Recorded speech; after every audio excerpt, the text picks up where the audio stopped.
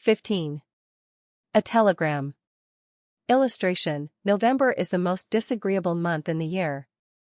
November is the most disagreeable month in the whole year, said Margaret, standing at the window one dull afternoon, looking out at the frostbitten garden. That's the reason I was born in it, observed Jo pensively, quite unconscious of the blot on her nose. If something very pleasant should happen now, we should think it a delightful month, said Beth, who took a hopeful view of everything. Even November. I dare say, but nothing pleasant ever does happen in this family, said Meg, who was out of sorts. We go grubbing along day after day, without a bit of change, and very little fun. We might as well be in a treadmill. My patience, how blue we are, cried Jo. I don't much wonder, poor dear, for you see other girls having splendid times, while you grind, year in and year out. Oh, don't I wish I could manage things for you as I do for my heroines.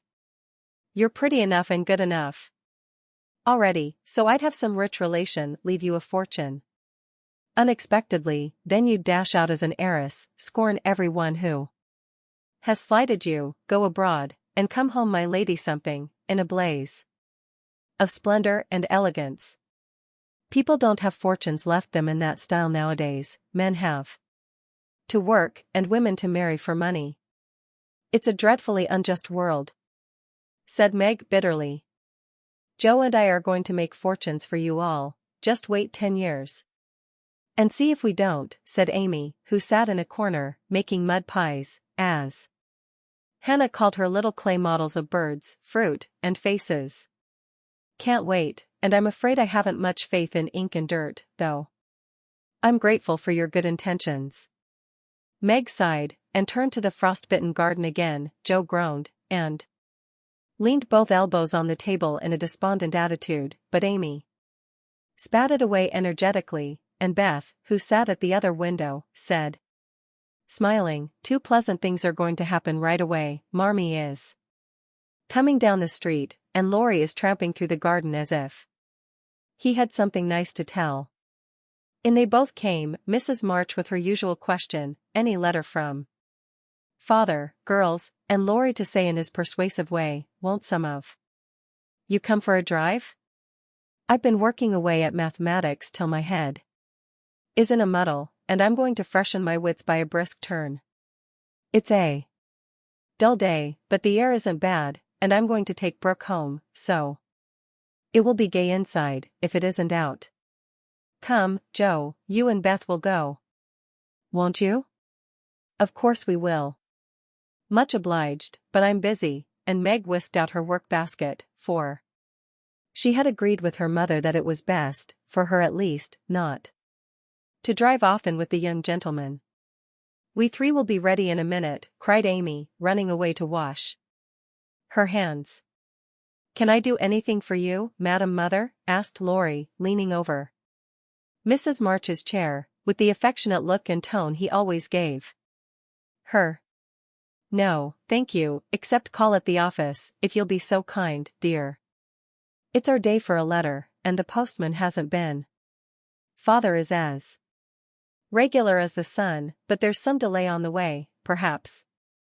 A sharp ring interrupted her, and a minute after Hannah came in with a letter. It's one of them horrid telegraph things, Mum, she said, handing it as if she was afraid it would explode and do some damage. Illustration, one of them horrid telegraph things. At the word telegraph, Mrs. March snatched it, read the 2 lines it contained, and dropped back into her chair as white as if the little paper had sent a bullet to her heart. Laurie dashed downstairs for water, while Meg and Hannah supported her, and Jo read aloud, in a frightened voice. Mrs. March, your husband is very ill. Come at once. S. Hale. Blank Hospital, Washington. How still the room was as they listened breathlessly, how strangely the day darkened outside, and how suddenly the whole world seemed to change. As the girls gathered about their mother, feeling as if all the Happiness and support of their lives was about to be taken from them. Mrs. March was herself again directly, read the message over, and stretched out her arms to her daughters, saying, in a tone they never forgot, I shall go at once, but it may be too late. Oh children! Children, help me to bear it. For several minutes there was nothing but the sound of sobbing in the room, mingled with broken words of comfort, tender assurances of help, and hopeful whispers that died away in tears. Poor Hannah was the first to recover, and with unconscious wisdom she set all the rest a good example, for, with her, work was the panacea for most afflictions. The Lord keep the dear man. I won't waste no time a-cryin', but get your things ready right away, Mum, she said, heartily, as she wiped her face on her apron, gave her mistress a warm shake of the hand with her own hard one, and went away, to work like 3 women in one. She's right, there's no time for tears now. Be calm, girls, and let me think. They tried to be calm, poor things, as their mother sat up, looking pale, but steady, and put away her grief, to think and plan for them. Where's Laurie? She asked presently, when she had collected her thoughts, and decided on the first duties to be done. Here, ma'am. Oh, let me do something, cried the boy, hurrying from the next room, whither he had withdrawn, feeling that their first sorrow was too sacred for even his friendly eyes to see. Send a telegram saying I will come at once. The next train goes early in the morning. I'll take that. What else? The horses are ready, I can go anywhere, do anything, he said, looking ready to fly to the ends of the earth. Leave a note at Aunt March's. Joe, give me that pen and paper. Tearing off the blank side of one of her newly copied pages, Joe drew the table before her mother, well knowing that money for the long, sad journey must be borrowed, and feeling as if she could do anything to add a little to the sum for her father. Now go, dear, but don't kill yourself driving at a desperate pace. There is no need of that. Mrs. March's warning was evidently thrown away, for 5 minutes later Laurie tore by the window on his own fleet horse, riding as if for his life. Joe, run to the rooms, and tell Mrs. King that I can't come. On the way. Get these things. I'll put them down, they'll be needed, and I must go. Prepared for nursing. Hospital stores are not always good. Beth, go and ask Mr. Lawrence for a couple of bottles of old wine, I'm not too proud to beg for father, he shall have the best of everything. Amy, tell Hannah to get down the black trunk, and, Meg, come and help me find my things, for I'm half bewildered. Writing, thinking, and directing, all at once, might well bewilder the poor lady, and Meg begged her to sit quietly in her room for a little while and let them work. Every one scattered like leaves, before a gust of wind, and the quiet, happy household was broken up as suddenly as if the paper had been an evil spell. Mr. Lawrence came hurrying back with Beth, bringing every comfort the kind old gentleman could think of for the invalid, and friendliest promises of protection for the girls during the mother's absence, which comforted her very much. There was nothing he didn't offer, from his own dressing gown to himself as escort. But that last was impossible. Mrs. March would not hear of the old gentleman's undertaking the long journey, yet an expression of relief was visible when he spoke of it. For anxiety ill-fits one for traveling. He saw the look, knit his heavy eyebrows, rubbed his hands, and marched abruptly away, saying he'd be back directly. No one had time to think of him again till, as Meg ran through the entry, with a pair of rubbers in one hand and a cup of tea in the other, she came suddenly upon Mr. Brooke. Illustration, she came suddenly upon Mr. Brooke. I'm very sorry to hear of this, Miss March, he said, in the kind, quiet tone which sounded very pleasantly to her perturbed spirit. I Came to offer myself as escort to your mother. Mr. Lawrence has commissions for me in Washington, and it will give me real satisfaction to be of service to her there." Down dropped the rubbers, and the tea was very near following, as Meg put out her hand, with a face so full of gratitude that Mr. Brooke would have felt repaid for a much greater sacrifice than the trifling one of time and comfort which he was about to make. "How kind you all are. Mother will accept, I'm sure, and it will be such a relief to know that she has someone to take care of her." "Thank you. Very, very much." Meg spoke earnestly, and forgot herself entirely till something in the brown eyes looking down at her made her remember the cooling tea, and lead the way into the parlor, saying she would call her mother. Everything was arranged by the time Laurie returned with a note from Aunt March, enclosing the desired sum, and a few lines repeating what she had often said before, that she had always told them it was absurd for March to go into the army, always predicted that no good would come of it, and she hoped they would take her advice next time. Mrs. March put the note in the fire, the money in her purse, and went on with her preparations, with her lips folded tightly, in a way which Joe would have understood if she had been there. The short afternoon wore away, all the other errands were done, and Meg and her mother busy at some necessary needlework, while Beth and Amy got tea, and Hannah finished her ironing with what she called a slap and a bang, but still Joe did not come. They began to get anxious, and Laurie went off to find her, for no one ever knew what freak Joe might take into her head.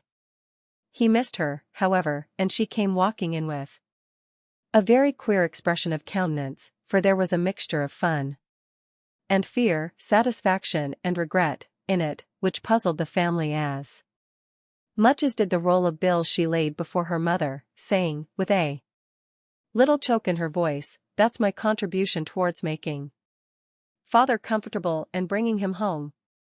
"My dear, where did you get it?" $25. "Joe, I hope you haven't done anything rash?" "No, it's mine honestly, I didn't beg, borrow, or steal it. I earned it. And I don't think you'll blame me, for I only sold what was my own." As she spoke, Joe took off her bonnet, and a general outcry arose, for all her abundant hair was cut short. "Your hair! Your beautiful hair! Oh Joe, how could you? You're one beauty. My dear girl, there was no need of this. She doesn't look like my Joe any more, but I love her dearly for it."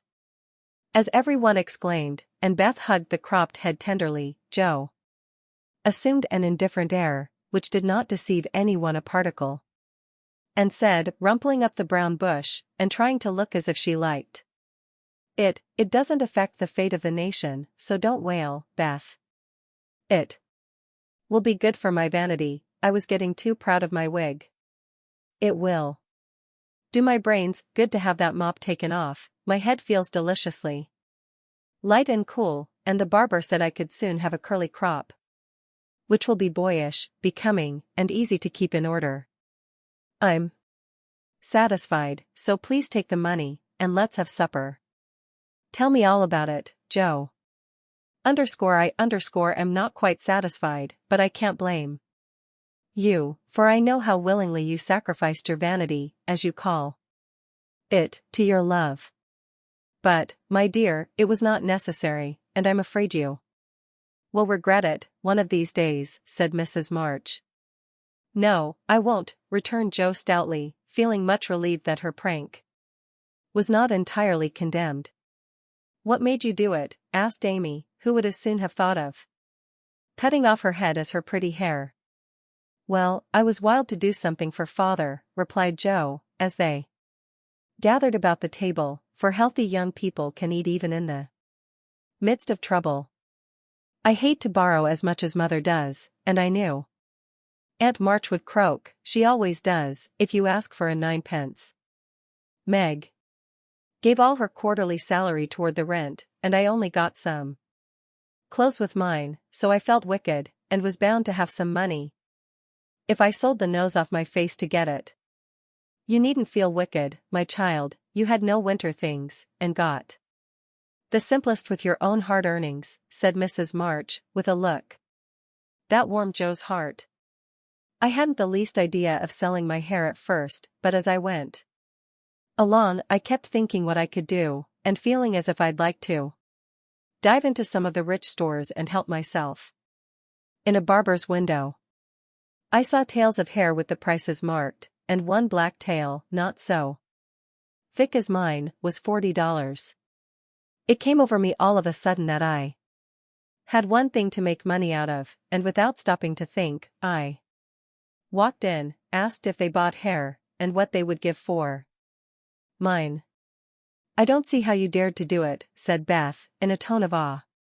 Oh, he was a little man who looked as if he merely lived to oil his hair. He rather stared, at first, as if he wasn't used to having girls bounce into his shop and ask him to buy their hair. He said he didn't care about mine, it wasn't the fashionable color, and he never paid much for it in the first place, the work put into it made it dear, and so on.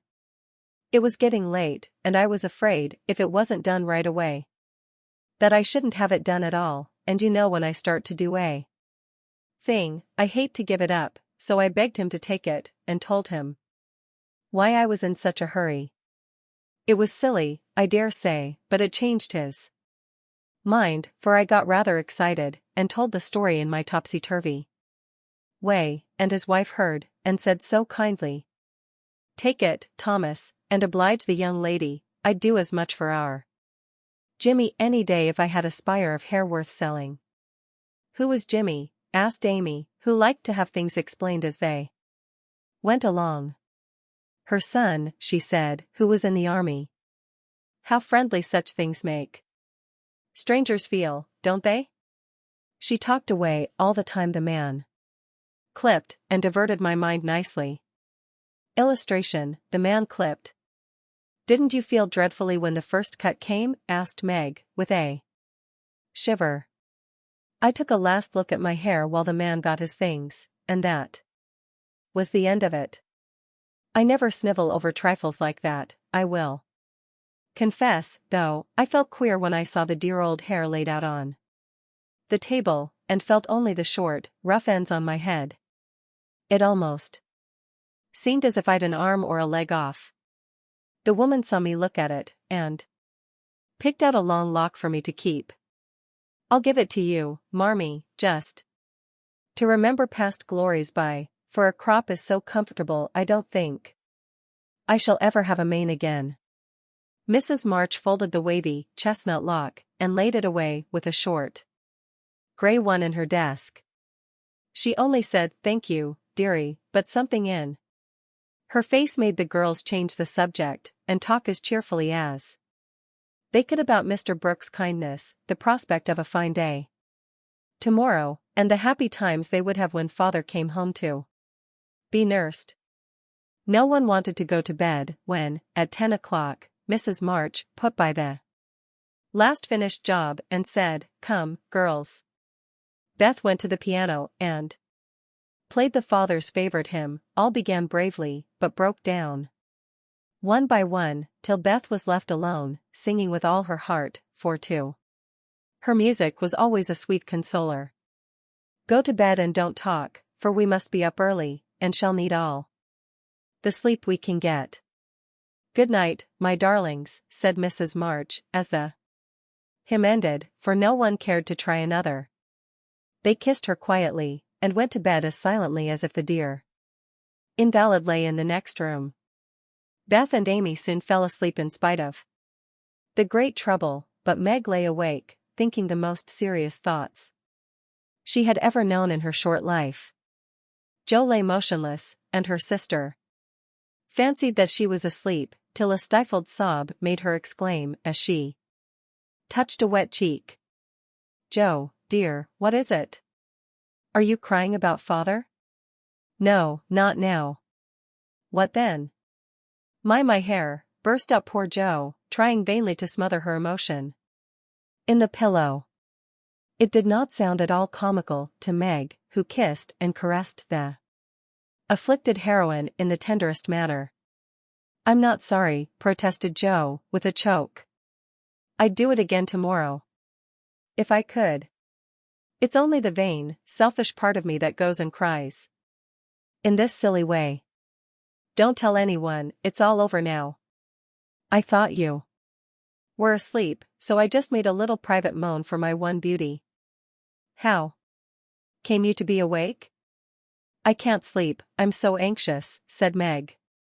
"Think about something pleasant, and you'll soon drop off." "I tried it, but felt wider awake than ever." "What did you think of?" "Handsome faces, eyes particularly," answered Meg, smiling to herself. "In the dark. What color do you like best?" "Brown, that is, sometimes, blue are lovely."